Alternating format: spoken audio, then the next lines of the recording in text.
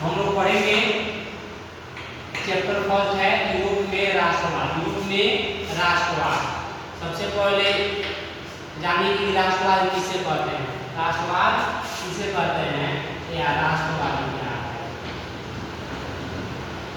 राष्ट्रवाद किसे कहते हैं या राष्ट्रवाद क्या है। समझे। अब सबसे पहले राष्ट्रवाद एक ऐसी भावना है। राष्ट्रवाद एक ऐसी भावना है जो किसी विशेष भौगोलिक सांस्कृतिक या सामाजिक परिवेश में रहने वाले लोगों में एकता की वाहक बनती है। इसकी वाहक होती है एकता की। राष्ट्रवाद में एक दूसरे लोग को एकता का वाहक बनाती है। यानी कि बोलेंगे राष्ट्रवाद एक ऐसी भावना है जो किसी विशेष भौगोलिक सांस्कृतिक और सामाजिक परिवेश में रहने वाले लोगों में एकता की वाहक बनती है। लिख सकते हैं। अब समझेंगे हम लोग कि 1789 ईस्वी में यूरोप में राष्ट्रवाद का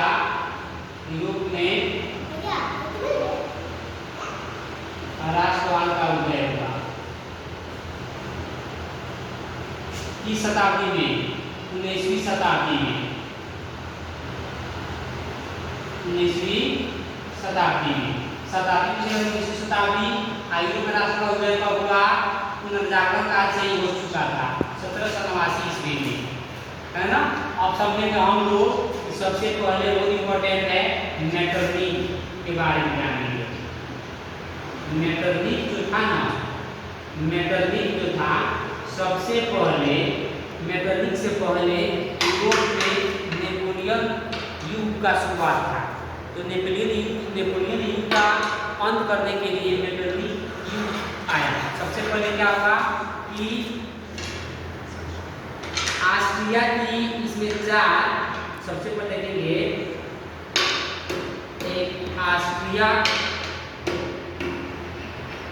था, एक फ्रांस था, एक ब्रिटेन था और एक रूस था। चार महाशक्तियों ने मिलकर वियना सम्मेलन में भाग लिया। इस सम्मेलन में वियना सम्मेलन में भाग लिया। यूरोप की कितनी महाशक्तियों ने भाग ली थी? चार, ऑस्ट्रिया, फ्रांस, ब्रिटेन और रूस। यह कहाँ पे सम्मेलन किया गया था? वियना सम्मेलन। वियना कहाँ है? ऑस्ट्रिया की राजधानी है। यह वियना क्या है? वियना ऑस्ट्रिया की राजधानी है। ऑस्ट्रिया की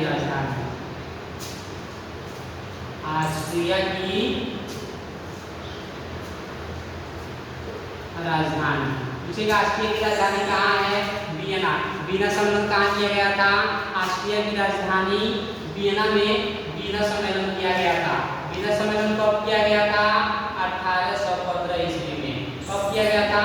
1815 ईस्वी में किया गया था। अब वियना सम्मेलन का मेजबानी कौन किया था? ऑस्ट्रिया का चांसलर मेटरनिक ने किया था। ये मेटरनिक कौन है? ऑस्ट्रिया का चांसलर है। कहाँ का चांसलर है? ऑस्ट्रिया का।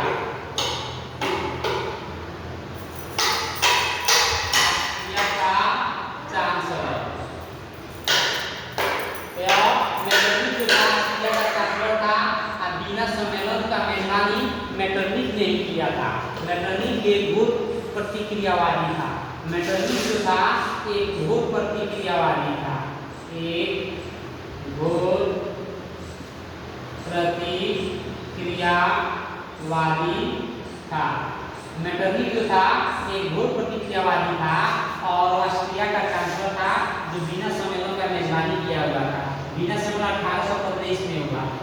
अब जब वियना सम्मेलन जब हुआ तो उसके बाद से नेपोलियन युग का अंत हो गया और मेटरनिक युग का शुरुआत हो गया। पूछेगा कि नेपोलियन युग के अंत के बाद किसका युग का शुरुआत हुआ? तो मेटरनिक युग का शुरुआत हुआ। अब मेटरनिक युग का मुख्य उद्देश्य क्या था?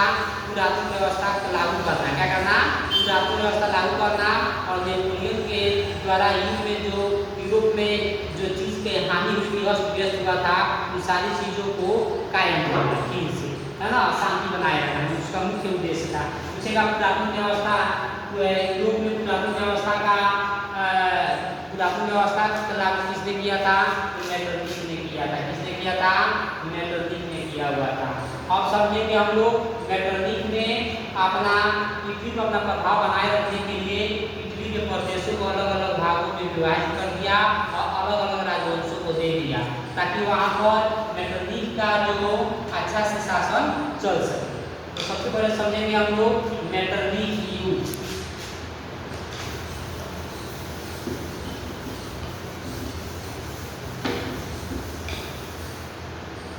मेटरनिक ने क्या किया?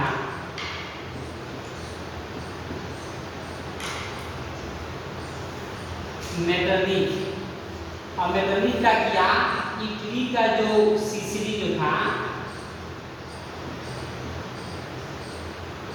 इटली का क्या था? सिसिली।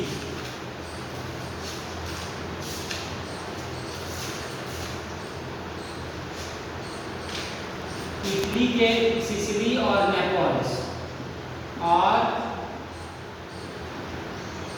नेपल्स के प्रदेश को, सिसिली और नेपल्स के प्रदेश को बुर्गो वंश के फर्डिनेंड को दे दिया। बुर्गो वंश के सम्राट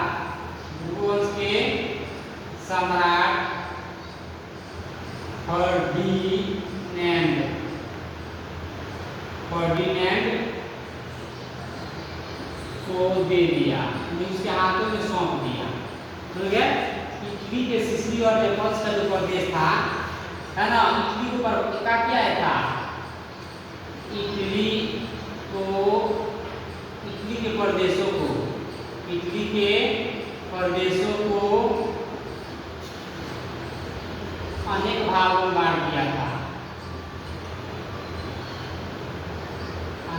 में बांट दिया था। ताकि उसका अच्छा से शासन चल सके। तो सिसिली और नेपल्स को बुर्गो के सम्राट फर्डिनेंड को दे दिया और रोम जो बचा हुआ था, रोम को पोप के हाथों में सौंप दिया। और रोम के आसपास के जो प्रदेश थे, उसको पोप के हाथों में सौंप दिया। पोप किसे कहते हैं?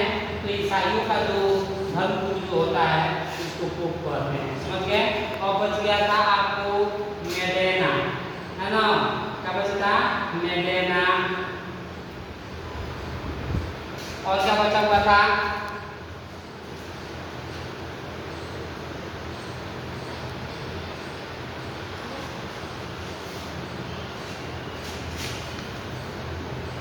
परमा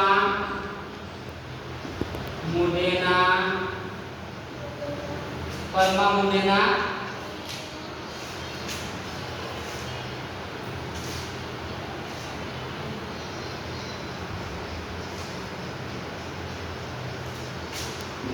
और तरकनी। अगर बचा था तरकनी के प्रदेश को, इस तीन चीज परमा मुंडेना तरकनी के प्रदेश को हैब्सबर्ग के राजवंश को दे दिया। इसको हैब्सबर्ग के राजवंश को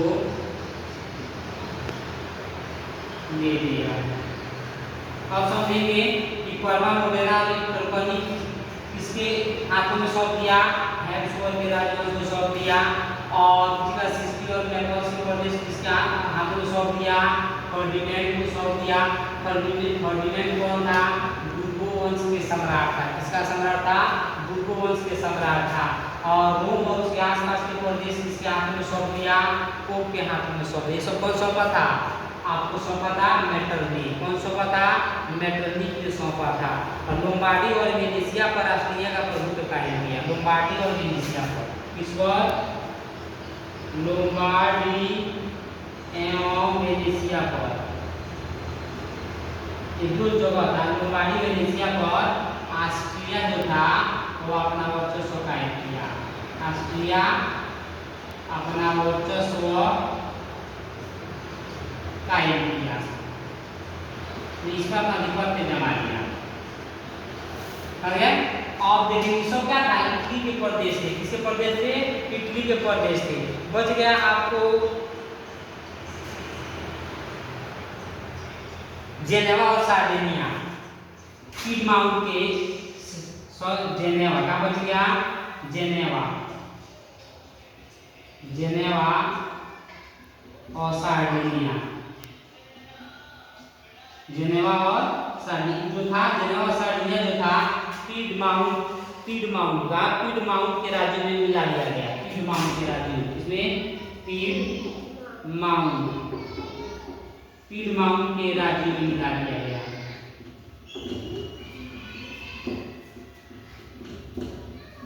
मिला दिया गया, समझ में आ गया। अभी जो था आपको मेटरनिक जो था, इटली पर अपना प्रभाव कायम करने के लिए इटली के प्रदेशों को अलग अलग भाग में बांट दिया, जैसे सिसिली और नेपल्स। इसको दे दिया किसको? बुर्गो के सम्राट फर्डिनेंड को दे दिया। और रोम उसके आसपास के जो प्रदेश थे वो पोप के हाथों में सौंप दिया। और पर्मा, मोडेना और टर्कनी के प्रदेशों को हैब्सबर्ग के राजवंश के हाथों में दे दिया। और लोम्बार्डी और वेनेसिया पर खुद ही ऑस्ट्रिया जो था वो अपना वर्चस्व कायम किया। जेनेवा और सार्डिनिया जो था उसको पीडमाउंट के राज्यों में मिला दिया, है ना। इसको मिला दिया और मेटरनिक क्या किया? अपना शासन करना शुरू किया। तो सबसे पहले क्या समझिएगा, मेटरनिक जो कैसा था? घोर प्रतिक्रियावादी था, है ना। यह कहाँ का चांसलर था? ऑस्ट्रिया का चांसलर था। आपको बता सकते हैं पीछे का वीनस सम्मेलन कब हुआ था? 1815 ईस्वी में हुआ था। आसानी से आप बता सकते हैं। अब हम आप लोगों को बताएंगे कि अब इसमें आएगा मेजिनी। इसके बारे में समझेंगे, मेजिनी के बारे में भी समझेंगे कि अब अगले क्लास में, कल जो क्लास चलेगी उसमें बताएंगे हम आपको मेजिनी के बारे में, है ना। और आपको जिसके साथ में जितना मतलब कि मेजिनी हो गया और कौन हो गया, आपको 1848 की क्रांति हुई, है ना। जुलाई 1848 की क्रांति। इन चीजों को हम आपको अगले क्लास में बताएंगे, जितना आप लोग याद रखें। थैंक्स।